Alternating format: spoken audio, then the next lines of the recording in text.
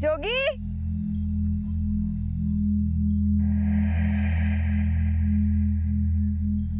जोगी,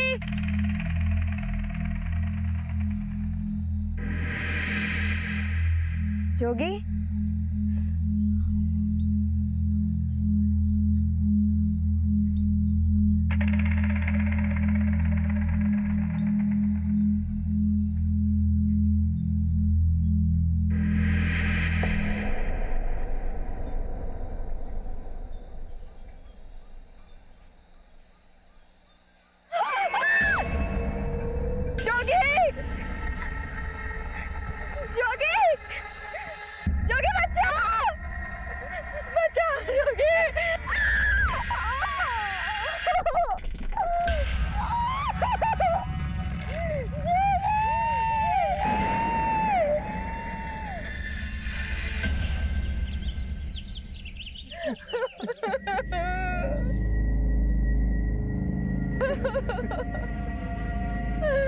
मने पोते का मुंह दिखाना भी नसीब कौन करा रे।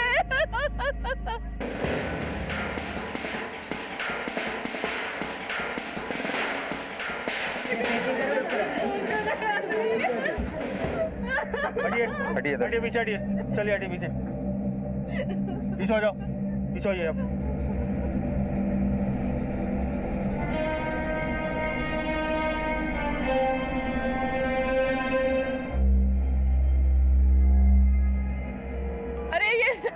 मैंने डायन का किया धरा है साहब, और डायन मारे इसने खा गई साहब। लाश को पोस्टमार्टम के लिए भेजो। Okay sir.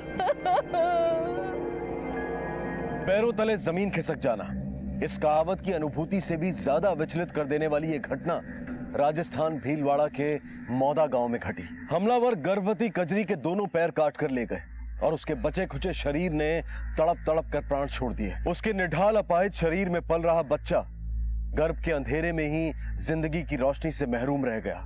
कजरी का पति जोगी और सास अरुणा सख्ते में थे। अपने पैरों के पंजों की छाप लिए गृह प्रवेश करने वाली बहू अपने पंजों के बगैर हमेशा के लिए विदा हो गई थी और अपने पीछे छोड़ गई थी एक सवाल कि उसकी इस निर्मम हत्या को अंजाम देने वाला हत्यारा कौन था। कजरी की सास अरुणा की रुदाली के चीखते स्वर किसी रुकमई को दोषी ठहरा रहे थे। आखिर कौन थी ये रुकमई और क्या वाकई में उसने कजरी की हत्या की थी? अपराध की ये बेहद संगीन घटना थी जिसके रहस्यमय कारणों की गुत्थी सुलझाने में पुलिस बड़ी मुस्तैदी से जुट गई।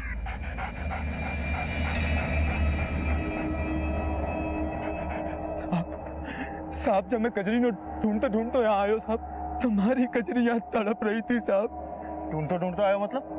वो तो खाना देने आई थी ना तुझे। नहीं साहब, मैं तो यहाँ था ही नहीं, मैं तो पास वाले गांव में खाद लेने गया था साहब। हमने सोचा साहब अब ऐसी हालत में उसका यहाँ आना ठीक नहीं है, तो वापसी में मैं खुद ही खाना खा के आ जाऊं। लेकिन जब मैं घर पहुंचा साहब,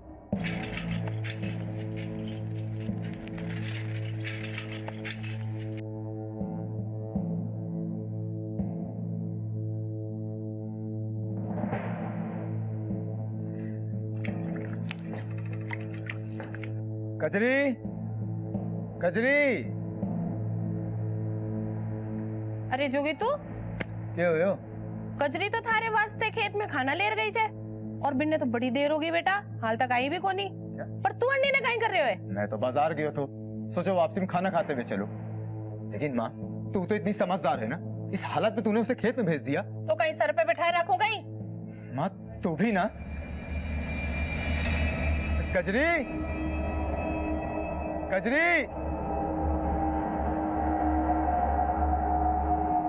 कजरी, कजरी, कजरी, जोगी, कजरी, कजरी, ये क्या हुआ कजरी? कजरी, हमारी घरवाली ने साहब यहाँ तड़प तड़प के दम तोड़ दिया साहब। मेरा परिवार, मेरा बच्चा सब खत्म हो गया साहब, सब खत्म हो गया।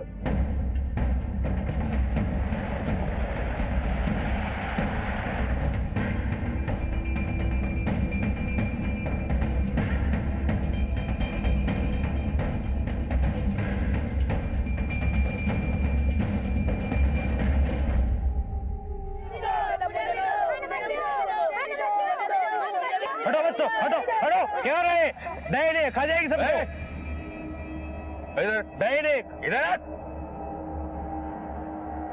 क्या नाम है तुम्हारा? रुकमई साहब।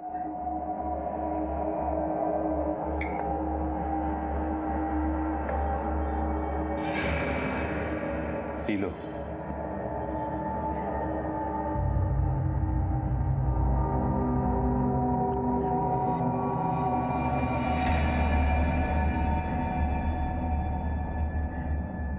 साहब, मैं सच कहूं साहब, मैंने कजरी को कोनी मारे हो साहब। लेकिन गांव वाले कहते हैं सिर्फ कजरी ही नहीं, तुमने गांव के और भी नवजात शिशुओं को मारा है। क्यों? हत्यारे तो वो खुद है साहब, पाखंडी है, कमीने। ए छोरी, जबान संभाल के। साहब है, जो बोलना है साफ साफ बोल। साहब, ये लोग औरत जात के दुश्मन है साहब। इनकी औरत की कोख में अगर छोरी हो ना साहब,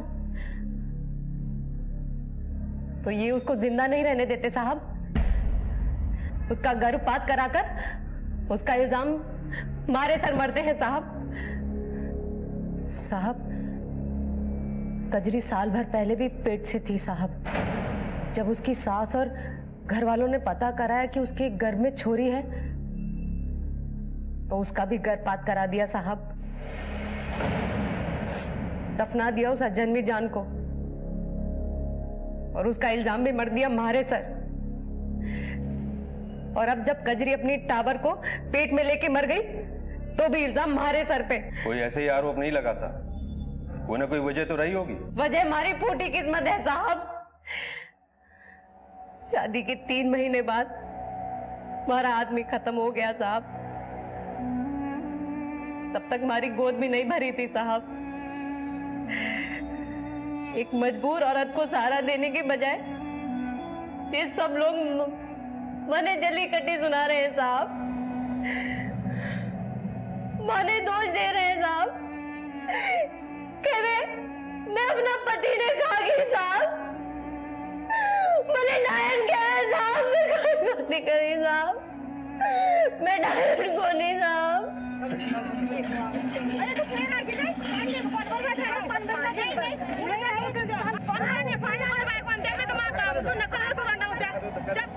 पहले ये लोग मुझे अभागन बोलते, मेरे साय से भी दूर भागते, जैसे मैं कोई छुआछूत की मरीज हूँ। बाबू साहब, बाबू साहब।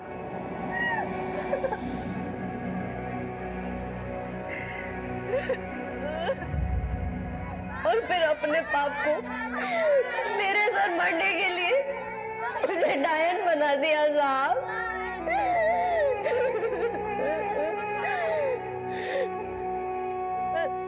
जिस औरत की गोद सूनी रह गई हो साहब, वो तो बच्चों से प्यार करेगी ना साहब।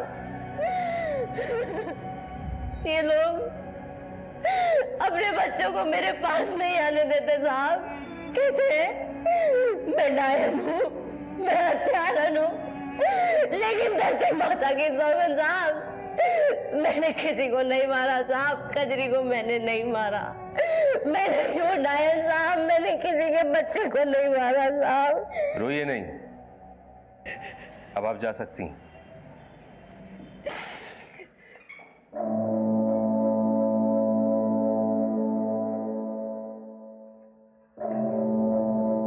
योगेंद्र, इस रुक्मणी पर नजर रखो और पता करो कि आसपास ऐसे कितने हॉस्पिटल्स, क्लिनिक्स और नर्सिंग होम हैं जहां पर इलीगल तरीके से सेक्स डिटर्मिनेशन टेस्ट होते हैं। और हाँ, कजरी का भी ऐसा कोई टेस्ट हुआ तो पता करो।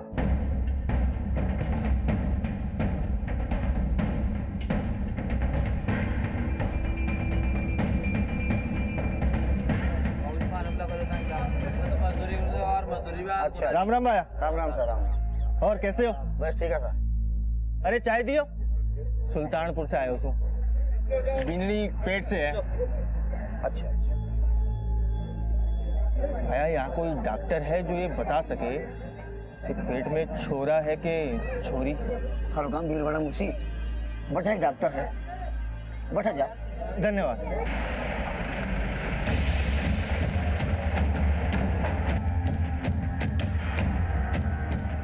डॉक्टर, ओ भाई चलो, हमें आपकी क्लिनिक की तलाशी लेनी है। लेकिन क्यों? सर्च वारंट है हमारे पास। लेकिन सर आप मुझे बताएंगे सर हुआ क्या है? अभी सब पता चल जाएगा। सर आपको कोई गलतफहमी हुई होगी। सर उसमें पेशेंट्स की फाइल्स है। सर यहाँ पे पेशेंट्स की ये देखिए, ले चलो इन्हें साथ में। चलिए डॉक्टर साहब। लेकिन हुआ क्या है? अभी सब पता चलेगा, आइए साथ। अरे आप बताएंगे नहीं क्या?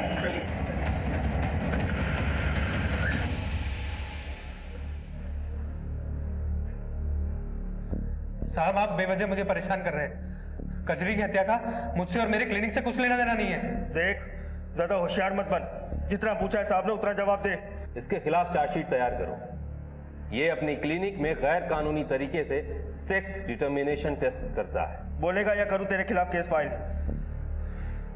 साहब बताता हूँ वो पिछले साल कजरी का अबॉर्शन मैंने ही किया था और फिर 2 महीने पहले उसका पति और उसकी सास दोनों मेरे क्लिनिक आए थे उसका अबॉर्शन फिर से करवाने।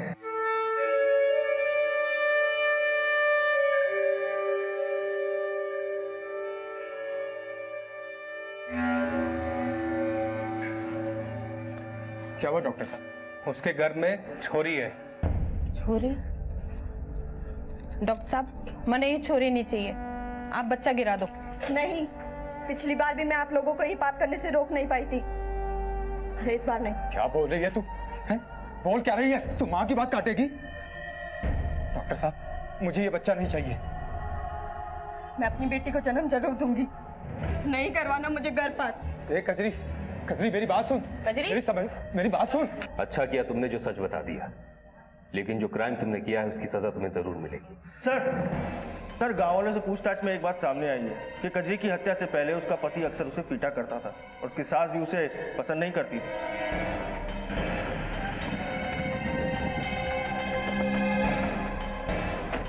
चल जोगी, तेरा काम खत्म। कहाँ हो साहब? अम्मा को पकड़ो अंदर से। कहाँ हो साहब? ले कजरी। अरे मैडम, हुआ क्या मैडम? चलो चलो बैठो।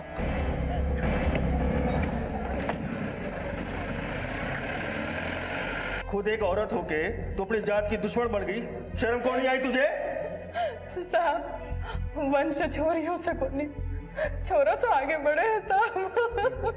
मैं सब माने हो साहब, लेकिन वो ना तो हमारी कोई बात सुनती थी ना समझती थी साहब।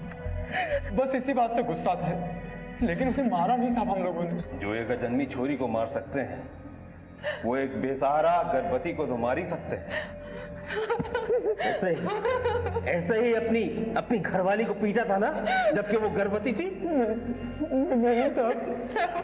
नहीं साहब। जब तक ये अपने गुनाह कबूल नहीं कर लेते, इन्हें यहीं पड़ा रहने दो। माफ कर दो साहब।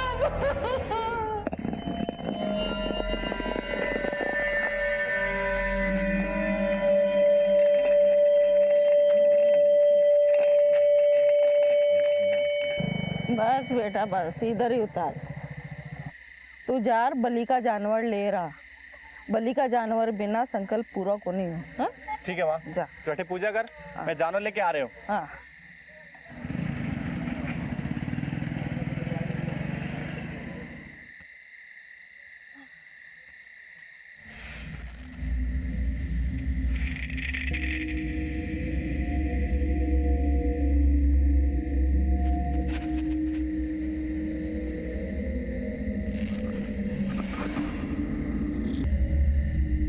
बड़ी जल्दी आ गया बेटा।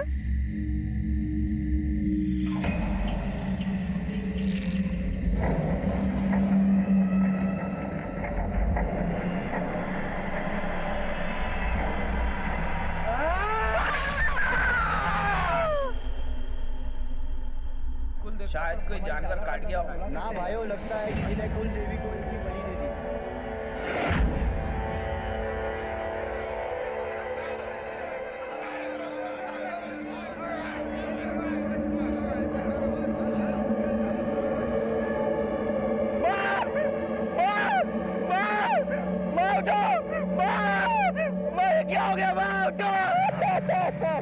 अपने कुल देवता को प्रसन्न करने के अंधविश्वास में जानवर की बलि चढ़ाने आई बूढ़ी अम्मा को खुद किसी ने मौत की बलि चढ़ा दिया। देवस्थान कहा जाने वाला यह वीराना एक भयानक मंजर का प्रतीक बनकर रह गया। खून के धब्बे, कटी फटी लाश और चील कौओं की ललचाई चीखें गांव वालों के अंदर कपकपी पैदा कर रही थी। लेकिन वहां कुछ ऐसे नासमझ भी थे जो इस हत्या को अपने खोखले अंदाजे लगाकर नरबली जैसी भ्रांतियां फैला रहे थे। पुलिस जब घटनास्थल पर पहुंची तो उन्हें बूढ़ी अम्मा और कजरी की हत्याओं में समानताएं दिखाई दी। हत्यारे दोनों ही पीड़ितों की टांगे काट कर ले गए थे। क्या पुलिस को यहाँ कोई ऐसा सुराग मिलेगा जो उन्हें अपराधियों तक ले जाए? लाश को पोस्टमार्टम के लिए भेजो।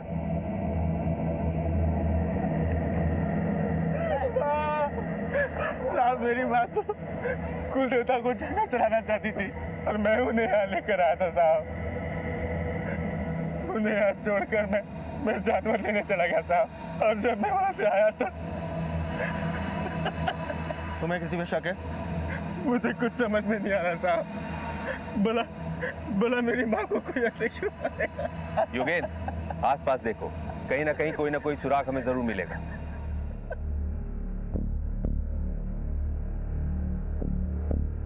योगेंद्र, ये टायर के निशान देख रहे हो? हाँ सर। लगता है हमलावर जंगल के रास्ते से आए थे। ये बाइक की टायर का निशान तुम्हारा है? नहीं साहब, मैं तो कच्चे रास्ते से आया था। इसकी फोटो खींचो। सर बुढ़ी अम्मा की पोस्टमार्टम रिपोर्ट आ गई है। सर, मौत का कारण है एक्सेसिव ब्लीडिंग, ज्यादा खून बहने की वजह से मौत। गजरे की मौत भी इसी वजह से हुई थी और दोनों ही विक्टिम्स के पांव काटे गए थे। सर, आपका मतलब है दोनों का हत्यारा एक ही है? शायद। लेकिन सर, हत्यारे को औरतों के पांव काट के मिलेगा क्या?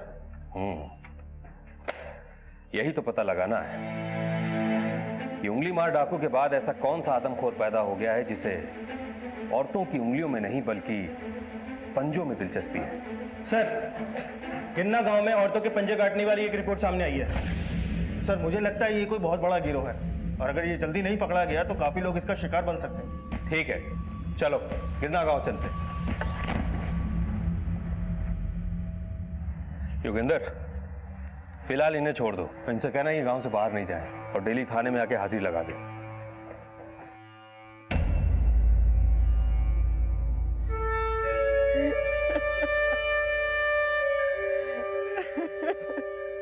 साहब, काले कोई बाहर से पत्थर फेंकियो। कौन है? कौन है? कौन था वो? मालूम को नहीं साहब, हमारी घरवाली बोली कोई दिखाई को नहीं दियो। जब तुम्हारी घरवाली के साथ ये हादसा हुआ तो उसके साथ कोई था? मारो बेटो साहब। बेटा, क्या तुम हमें बता सकते हो ये सब तुम्हारी माँ के साथ कैसे हुआ?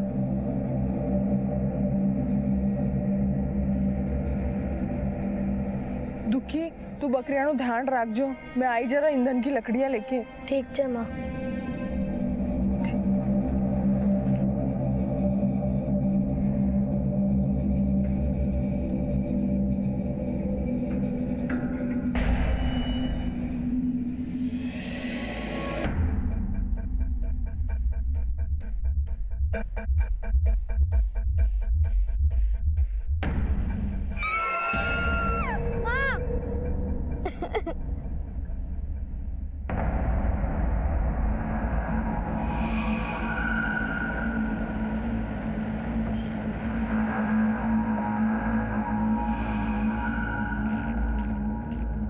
किधर है बेटा? सर, वो रही जगह।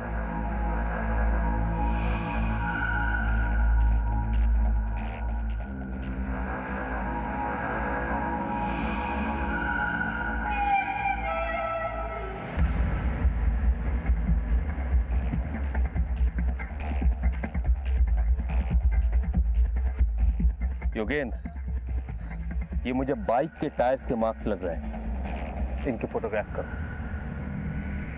मौदा गांव की बूढ़ी अम्मा के मर्डर स्पॉट्स के जो टायर के निशान मिले हैं वो गिरना गांव की धनिया के मर्डर स्पॉट से बिल्कुल अलग है। सर, मौदा गांव के टायर के निशान पुराने हैं जबकि गिरना गांव के टायर के निशान नए।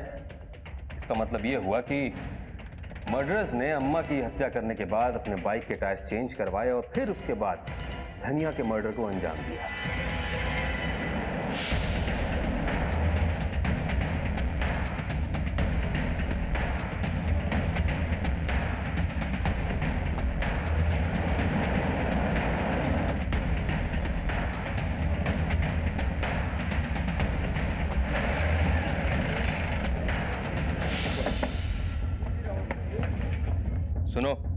क्या तुम्हारे पास 2 लड़के आए थे बाइक के टायर ट्यूब चेंज करवाने? हाँ साहब, परसों 2 लड़के अपनी पंचर मोटरसाइकिल लेकर आए थे। टायर की हालत बहुत खराब थी साहब, जैसे जबरदस्ती 5-6 किलोमीटर पंचर टायर को रगड़ते लाए हूँ। किस तरफ से आए थे? साहब इतना तो ध्यान नहीं दिया, पर हाँ साहब, टायर में मोटे मोटे कांटे गड़े हुए थे। शायद बंजर बिहड़ की ओर से आए थे साहब। हमारे स्केच आर्टिस्ट को उनका हुलिया बता सकते हो? हाँ साहब, उनका चेहरा तो मुझे अच्छे से याद है।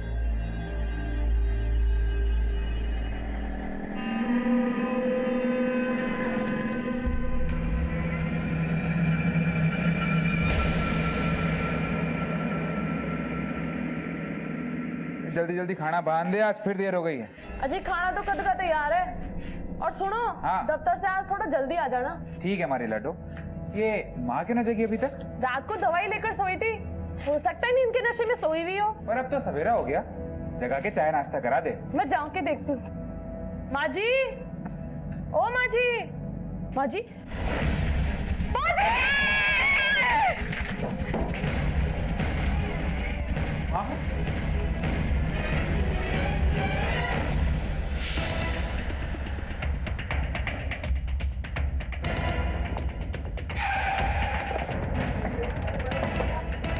हटो पीछे, पीछे हटो।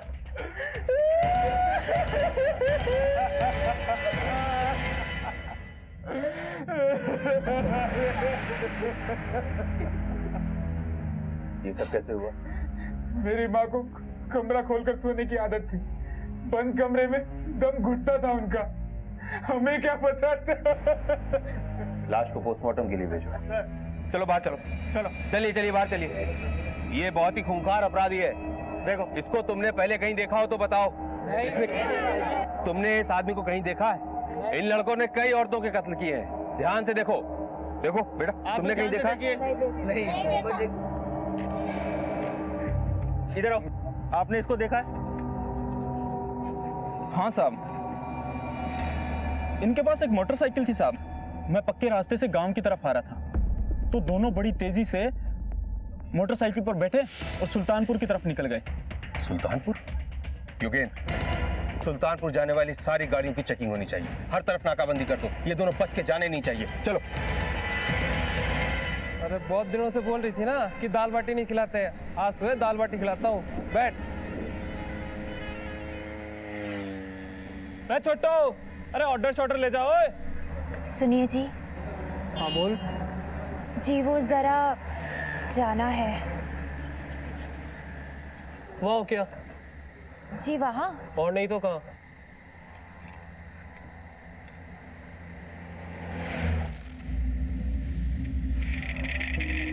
सुनिए जी। हाँ बोल। जी वहाँ तो बड़ा सुनसान है, आप भी साथ चलिए ना। अरे थारे साथ 7 जन्म जीने मरने की कसमें खाई है। इसका मतलब यह तो नहीं है कि जहाँ भी जाएगी मैंने साथ लेके जाएगी। जा जा जल्दी जा। हो क्या, हो क्या?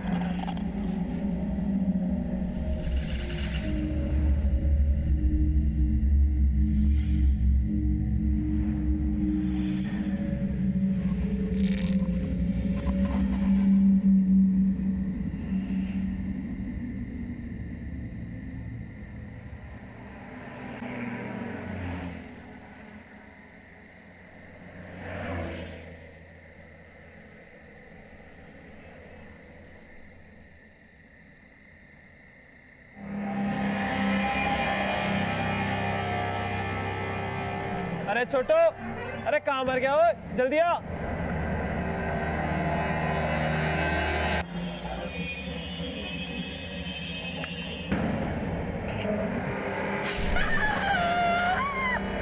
कालिंदी,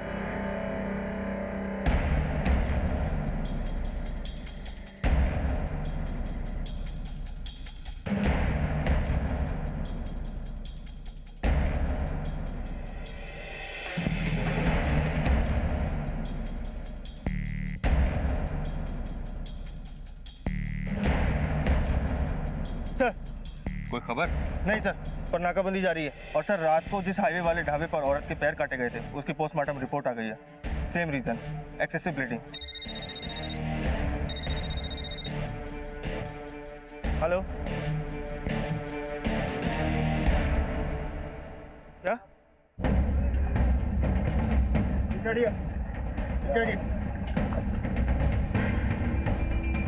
साहब मैंने ही फोन किया था आपको।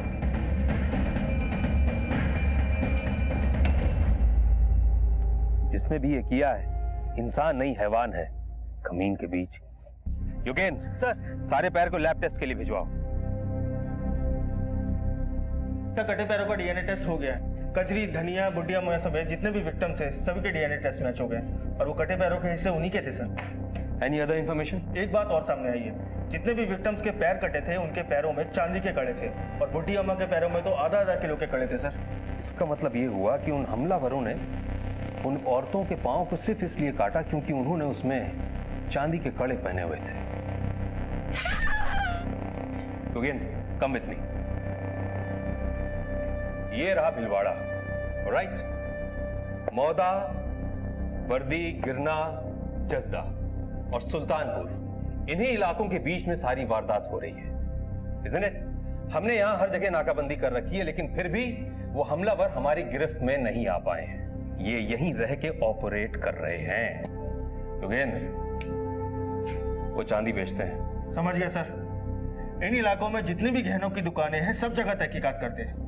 औरतों के पैर काटकर उन्हें जान से मार देने की एक के बाद एक घटती वारदातों ने पुलिस की जांच के सारे समीकरण बदल दिए। कजरी की हत्या के बाद गैर कानूनी लिंग परीक्षण और भ्रूण हत्या से जुड़े संगीन आपराधिक मामले सामने तो आए, लेकिन इन सभी हत्याओं का जो असली कारण सामने आया उसने सबके रोंगटे खड़े कर दिए। औरतों के पैरों के चांदी के कड़े चुराने के लिए यह गिरोह औरतों के पैर काट कर ले जाता था। औरतों के पैरों में चांदी के कड़े, राजस्थान का यह परंपरागत श्रृंगार का सामान इंसानी हाड़ मांस से ज्यादा कीमती हो गया। कजरी, बूढ़ी अम्मा और धनिया समेत न जाने कितनी मासूम औरतें चांदी पहनने की कीमत अपनी जान देकर चुका गई। इन निर्मम हत्याओं के सिलसिले को रोक पाना पुलिस के बस के बाहर होता जा रहा था, लेकिन फिर भी उन्होंने इस गिरोह तक पहुंचने में कोई कमी नहीं छोड़ी। पर क्या उनकी ये कोशिशें इस गिरोह का पर्दाफाश कर पाएंगी?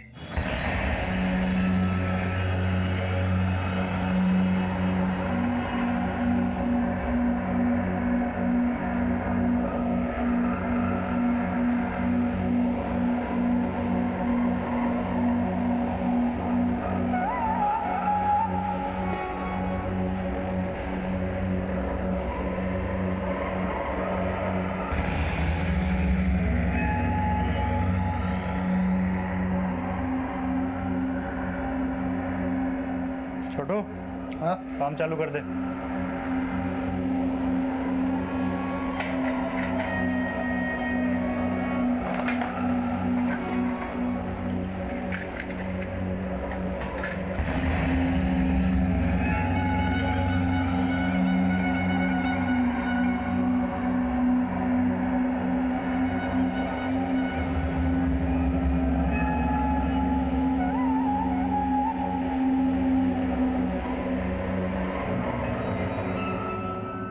वो पूरा इलाका छान मारो। समझ में आया तुम्हें? मुझे कोई एक्सक्यूज नहीं सुनना। सर हमने हर छोटी बड़ी दुकान में तहकीकात की, मगर वैसा चांदी वाला सुराग हाथ नहीं लगा। इस गांव में जरूर कुछ ऐसे कारीगर भी होंगे जो अपने घरों से ही रहकर काम करते होंगे। सर अपनी मुस्तैदी बढ़ाओ, इन सांपों के बिलों को पता करो। Okay sir. माल तैयार हो गया? हाँ सर। लो।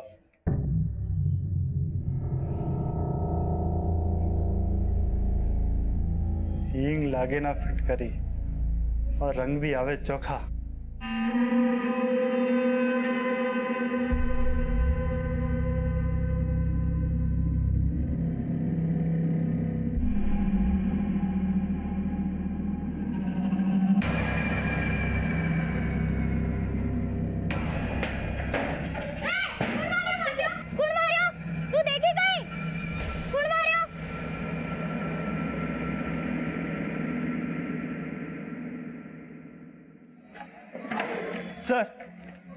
सर आपका अंदाजा सही निकला।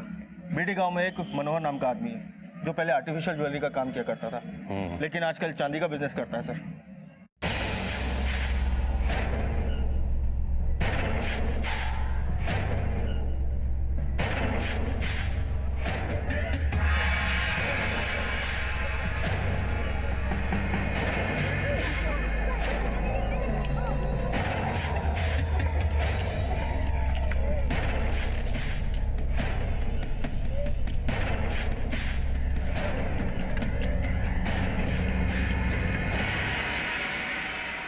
रोटी पानी बनाती रहोगी कि खाने को भी दोगी? अरे थारे वास्ते ही रोटी बना रही हूँ, आजा बैठ जा।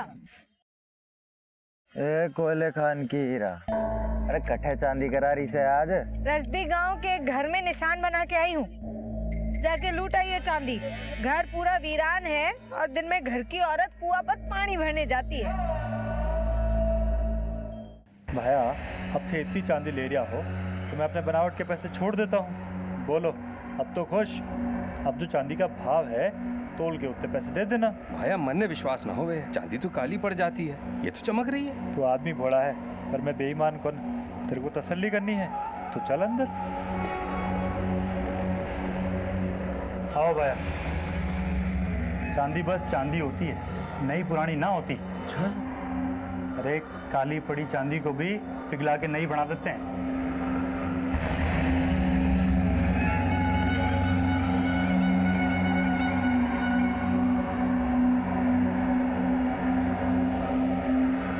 क्यों भाया, अब हुई तसल्ली? तसल्ली तो हमें तब होगी जब तुम ये बताओगे कि ये चांदी तुम्हें देता कौन है।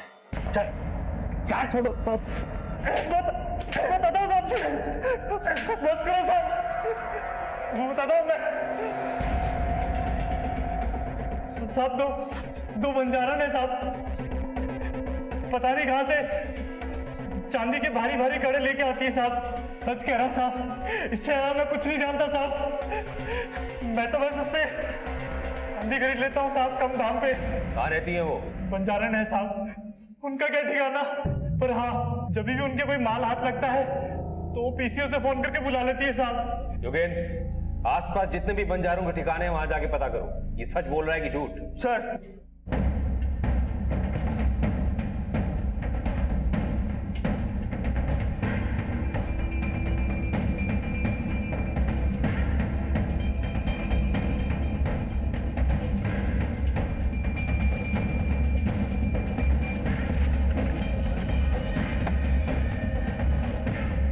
अंदर जाके चेक करो, जाओ तुम ही जाओ।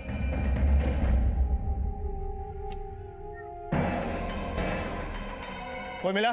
सर कोई भी नहीं है अंदर, सब बोरिया बिस्तर बांध के चले गए।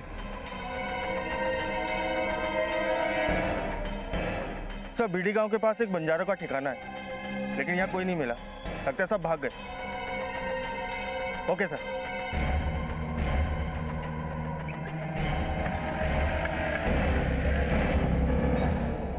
योगेंद्र सर, इधर आओ, ये देख रहे हो रेड मार्क्स? हाँ सर, लेकिन आप कहना क्या चाहते हैं सर? वो मनोहर जिन बंजारों की बात कर रहा था, उनके हुलिया के स्केच बन गए? हाँ सर, मैं लेके आता हूँ। जल्दी करो।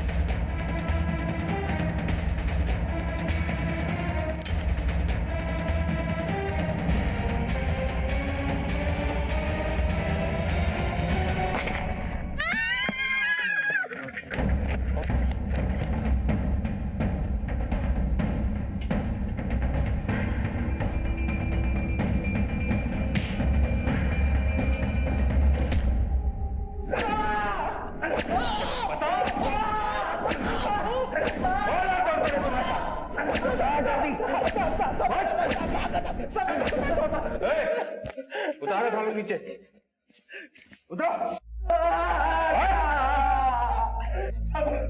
कर दो साहब, माफ कर दो साहब, मैं भाग्य मार के जीने वाला लोग है साहब। गरीबी ने हमारी बुद्धि फेर दी साहब। कितनों को मारा है? कितनों को मारा कि गिनती भी भूल गए? नहीं साहब, मैं लोग खाली चांदी कड़ा के लिए ये सब लोग कर रहा साहब। चांदी के लिए लोगों की जानें ले ली? चंडालो, किसको बेचते हो ये चांदी? हीरा साहब और मिश्री साहब।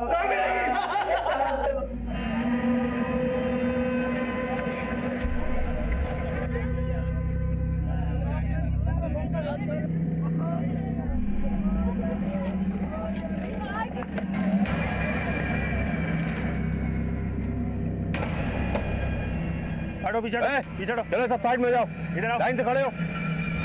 देखो हमें सिर्फ हीरा, मिश्री और सेफ्टी से मतलब है। उन तीनों को हमारे हवाले कर दो, हम तुम्हें छोड़ देंगे। ये देखो, इनको कहीं देखा है? देखो है? सब साइड में हो। ये लोग मुंह क्यों ढके? हटाओ सबका। ओ, तो तू है? मैंने हाथ ना लगाया। हाँ बना सबको हथकड़ी, ले चलो। अरे हट, चलो। देख रही है, जैसे उनकी पिटाई हो रही है वैसे तेरी भी चमड़ी उधेड़ दी जाएगी। सच सच बोल, बोल। साहब बताते हैं साहब, हमने कुछ नहीं किया साहब। हम तो लोहा लंगर बीन कर बर्तन बनाते हैं साहब, पर अब हमारे बर्तन कौन खरीदता है? पहले की बात और थी साहब, पर अब हम बंजारों को कौन पूछता है साहब, इसलिए ना पेट भरने के लिए चांदी लूट कर बेचना शुरू कर दिया और उन मासूम औरतों की जानें ले ली। नहीं नहीं साहब, हमने किसी को नहीं मारा साहब, हमने किसी को नहीं मारा। मैं तो गांव-गांव जाकर ऐसे घर तलाशती थी जहां पर आदमी कम और औरतें अकेली रहती हो, और उस घर के बाहर लाल रंग का निशान बना देते थे।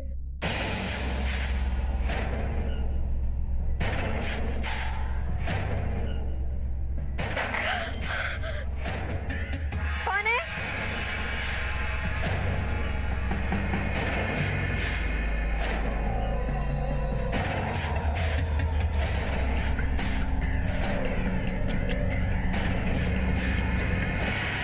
हमारे आदमी जाकर चांदी लूट कर लाते थे साहब, हमने कुछ नहीं किया साहब। तुम्हारे उन्हीं निशान की बदौलत तुम हमारे निशाने तक पहुंच गए।